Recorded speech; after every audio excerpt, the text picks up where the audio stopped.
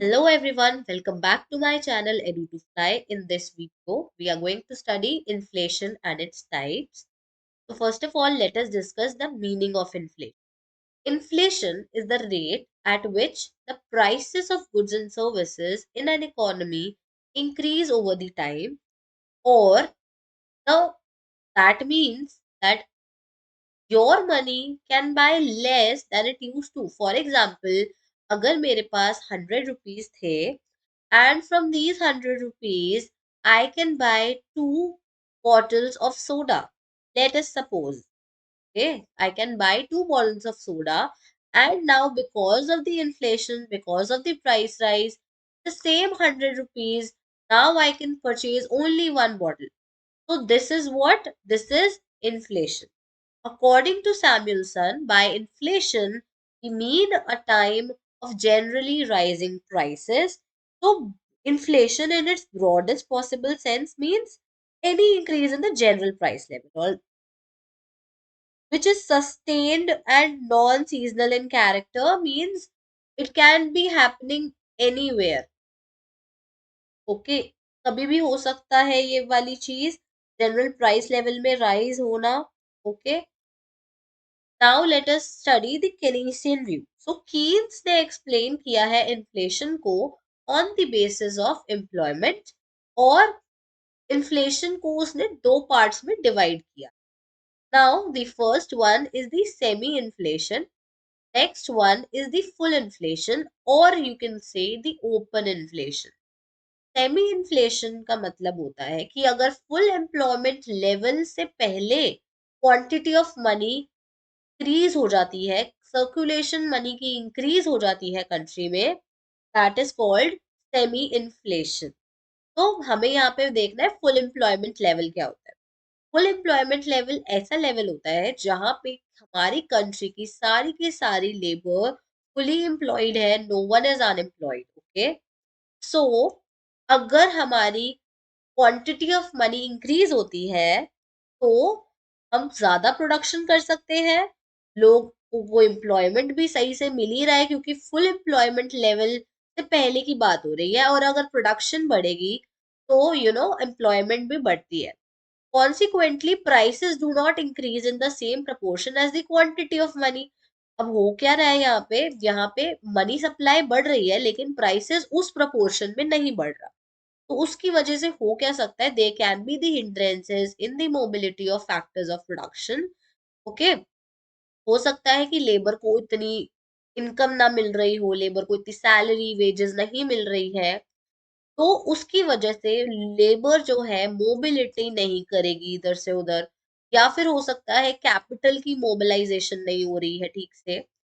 तो इस केस में बॉटलनेक इन्फ्लेशन होती है. Okay, this is called the semi inflation. Next we are going to study the open और द फुल इन्फ्लेशन. ओपन और full inflation में क्या होता है, यहाँ पे भी क्वांटिटी ऑफ मनी इंक्रीज होती है लेकिन after the full employment level, and यहाँ पे प्राइस भी राइज होता है काफी अच्छी तरीके से, and it is also called open, full, true और एब्सोल्यूट इन्फ्लेशन बाय की. It is because due to increase in the effective demand, there is no possibility of increase in the production of goods. तो हुआ क्या यहाँ पे after full employment level, let's suppose this is full employment level. Okay, full employment level, उससे पहले अगर quantity of money increase हो रही है that is called semi inflation, लेकिन उसके बाद अगर हो रही है that is called full inflation. ठीक है, अब हम फुल एम्प्लॉयमेंट लेवल पे पहुंच चुके हैं, हमारे सारे के सारे जो लोग हैं वो फुली एम्प्लॉयड है. अब फुली एम्प्लॉयड लोगों के पास इनकम ज्यादा होती है तो they will increase their demand. तो जैसे ही डिमांड इंक्रीज होती है, यहाँ पे डिमांड तो इंक्रीज हो गई लेकिन कोई पॉसिबिलिटी नहीं है कि प्रोडक्शन ऑफ गुड्स अब और ज्यादा बढ़े, क्योंकि फैक्टर्स ऑफ प्रोडक्शन पूरी की पूरी तरह से एम्प्लॉयड है, सबको एम्प्लॉयमेंट मिली हुई है. तो यहाँ पे प्रोडक्शन ऑफ गुड्स ज्यादा नहीं हो सकती, लोग अपनी कैपेसिटी के अकॉर्डिंग काम करेंगे. लोग फुली एम्प्लॉयड है, लोग अपनी कैपेसिटी पे ऑलरेडी काम कर रहे हैं, तो वो और गुड्स नहीं बनाएंगे, और डिमांड इंक्रीज हो जा रही है. तो सप्लाई लिमिटेड है बट डिमांड इंक्रीज हो रही है, तो ऐसे केस में इन्फ्लेशन बढ़ता है, और इस इन्फ्लेशन को हम क्या कहते हैं, फुल इन्फ्लेशन. नाउ ये तो था कीन्स का व्यू, सेमी और फुल वाला। Next we are going to study the types of inflation on the basis of different factors. Like first is the degree of government control, in which we will study the open inflation and the suppressed inflation. According to the political conditions, there can be three types of inflation: the rate of inflation, the scope of inflation, and the process involved in the inflation. So let us study these points one by one. So on the basis of the government control, there can be two types of inflation. One is the open inflation and another one is the suppressed. So, according to this, open inflation refers to the situation in which there is no step taken by the government to control the rising prices. Okay? Government कोई step नहीं ले रही है, जितना price rise हो रहा है होने दो। ठीक है, प्राइस राइज होता रहता है डिमांड सप्लाई की कंडीशंस के हिसाब से, and there is no government and control, that is called open inflation. Suppressed is one which is suppressed by the government by various measures, administrative measures basically, like rationing, price control, etc. by the government. अब यहाँ पे क्या होता है, इस वाले case में prices check होते हैं कि प्राइस राइज ना हो bye the government.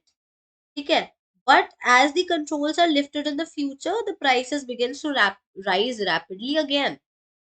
Okay, so इस सिचुएशन में, सप्रेस्ड इन्फ्लेशन की सिचुएशन में, because of the inexperience and corrupt officials who are responsible for administrating the price and the rationing system, there is the case of black market. Okay, so this is the disadvantage of this, black marketing होने लग जाती है goods, but it is not always the case. ये इसलिए होता है क्योंकि कुछ करप्ट ऑफिशियल्स होते हैं जो कि इस पूरे सिस्टम को खराब करने की सोच। Next is the political conditions. Political conditions के according there can be three types of inflation: war time inflation, post war inflation and the peace time of inflation. In war time inflation, in order to meet the war expense, तब क्योंकि war चल रही है अगर किसी country के साथ, तो हमारी कंट्री की, तो हमें डिफेंस के मटेरियल ज्यादा चाहिए होंगे, हमें वेपन ज्यादा चाहिए होंगे। तो गवर्नमेंट जो है सप्लाई, मनी सप्लाई इंक्रीज करती है, तो सिर्फ इसीलिए ताकि वो वॉर के एक्सपेंसेस को पूरा कर सके। सारा का सारा जो भी प्रोडक्शन है वो ज्यादातर गवर्नमेंट कर रही होती है, and as a result prices begins to shoot up. Post war वाली सिचुएशन में क्या होता है, पोस्ट वॉर वाली सिचुएशन में गवर्नमेंट को सारा का सारा अमाउंट रिपेयर और रिकवरी में डालना पड़ता है। ठीक है, क्योंकि even after war there can be damage properties like bridges, railway lines, ships and machinery. Secondly, जो टैक्सेस लगाए गए थे ड्यूरिंग वॉर वो हटा दिए जाते हैं, एंड जो लोन्स लिए जाते हैं पब्लिक से, दे आर ऑल्सो रीपेड। तो कॉन्सिक्वेंटली जो पब्लिक के पास मनी सप्लाई है ना वो बढ़ जाएगी, लोगों के पास पैसा बढ़ेगा, एंड प्रोडक्शन इतनी ज्यादा हो नहीं रही, क्योंकि अभी भी सारा का सारा पैसा कहाँ पे डाइवर्ट हो रखा है, रिपेयर एंड रिकवरी में हो रखा है। तो पब्लिक के पास इनकम इंक्रीज हो रही है, लेकिन गुड्स इतने बन नहीं रहे, तो उसकी वजह से प्राइसेस राइज होते हैं। Next is the peace time inflation. अब वॉर खत्म हो गई है, पीस टाइम आ गया, तो यहाँ पे क्या होता है, जो अंडर डेवलप्ड कंट्रीज होती है ना, उनको बहुत लार्ज अमाउंट ऑफ रिसोर्सेज चाहिए होते हैं प्लानिंग के लिए, डेवलपमेंट के लिए अपनी, कि हमें अपना इंफ्रास्ट्रक्चर अच्छा करना है, तो उसके लिए गवर्नमेंट के पास कम पैसे होते हैं। ठीक है, तो गवर्नमेंट को ज्यादा रिसोर्सेज चाहिए, तो उसके लिए गवर्नमेंट को क्या करना होता है, डेफिसिट फाइनेंसिंग करनी पड़ती है। Government has to resort to deficit financing, तो जिसकी वजह से प्राइस राइज हो जाता है, और इस प्राइस राइज को कहते हैं हम पीस टाइम। नाउ यहाँ पे डेफिसिट फाइनेंसिंग, बहुत बच्चों को डाउट होता है कि डेफिसिट फाइनेंसिंग होता क्या है। तो basically deficit financing is a major to meet the deficit, जो भी गवर्नमेंट के बजट में है। डेफिसिट मतलब अगर गवर्नमेंट के एक्सपेंसेस इंक्रीज हो जाते हैं, एक्सपेंसेस अगर गवर्नमेंट के ज्यादा है दैन रेवेन्यू, तो गवर्नमेंट को क्या करना पड़ता है, उन एक्सपेंसेस को कवर करने के लिए कुछ करना पड़ेगा। ठीक है, कैसे कवर करेगी अगर पैसा इतना कमा नहीं रही, खर्चे ज्यादा हो रहे हैं। देन जो गवर्नमेंट है वो किसका सहारा लेती है, बोरोइंग का। तो बोरो करेगी किससे? फॉरेन कंट्री से बोरो कर सकती है, या फिर वो फिर एडिशनल मनी क्रिएट करेगी, या फिर वो विद इन द कंट्री भी बोरो कर सकती है फ्रॉम द पब्लिक।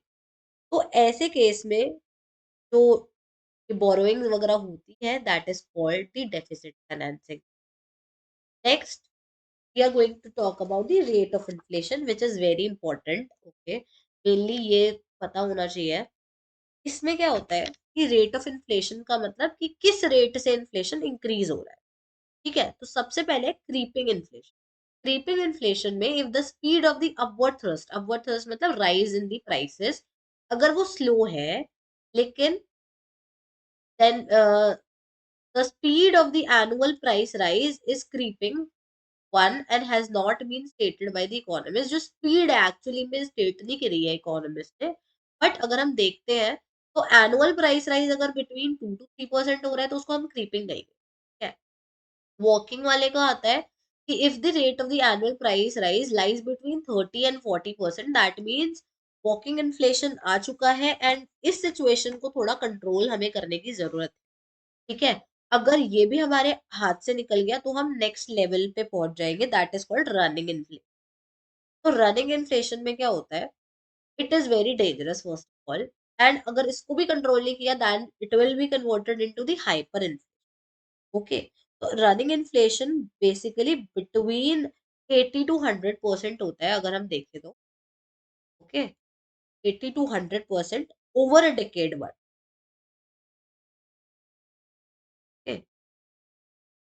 अब अगर हम बात करते हैं नेक्स्ट हाइपर इन्फ्लेशन की, hyper inflation is the last level of rising of the prices and it is also called the hydra headed monster. Is also called hydra headed monster. Okay, it refers to this price rise which where the price rises at an unexpected rate, और बिल्कुल escalate हो जाता है price rise, और जिसकी वजह से पूरी की पूरी इकोनॉमी हमारी डिस्ट्रॉय हो सकती है।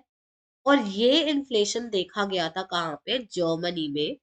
जब जर्मनी में 1932 की बात है अराउंड ये, तो जर्मनी में ये देखा गया था जब लोगों का सारा कॉन्फिडेंस जर्मन करेंसी से निकल चुका था। इतना ज्यादा प्राइस राइज हो गया था कि उनको एक लोफ ऑफ ब्रेड खरीदने के लिए भी 1 मिलियन अराउंड टाइम्स करेंसी देनी पड़ती थी। तो इतना ज्यादा अटर कंफ्यूजन उस इकोनॉमी में हो गया था, और जिसकी वजह से जो हाई इनकम क्लासेस थी वो भी कुछ खरीद नहीं पा रही थी। So that is the hyperinflation. Next one is the scope. Scope पे आ जाता है हमारा sectoral and the comprehensive. Scope का मतलब होता है कि कितना फैला हुआ है इन्फ्लेशन। ठीक है, तो सेक्टोरल नाम से ही पता चल रहा है कुछ सेक्टर्स को कवर कर।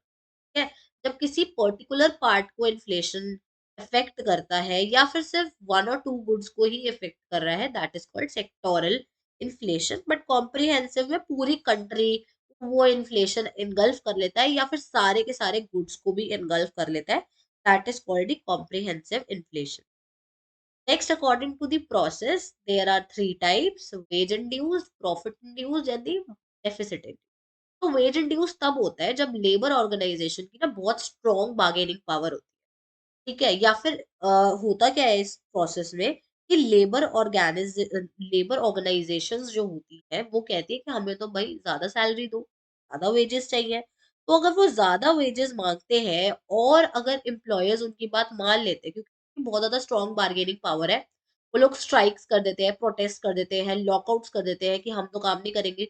और काम अगर रुक गया तो फिर कंपनी को भी बेनिफिट नहीं है उससे। तो अगर उनकी वेजेस इंक्रीज हो जाती है, अगर यहाँ पे हमें समझने वाली बात ये है कि अगर हमारी वेजेस इंक्रीज हो जाती है लेबर की, तो जो कॉस्ट ऑफ प्रोडक्शन है वो भी बढ़ेगी। ठीक है, जो कॉस्ट ऑफ प्रोडक्शन है वो भी इंक्रीज हो जाएगी।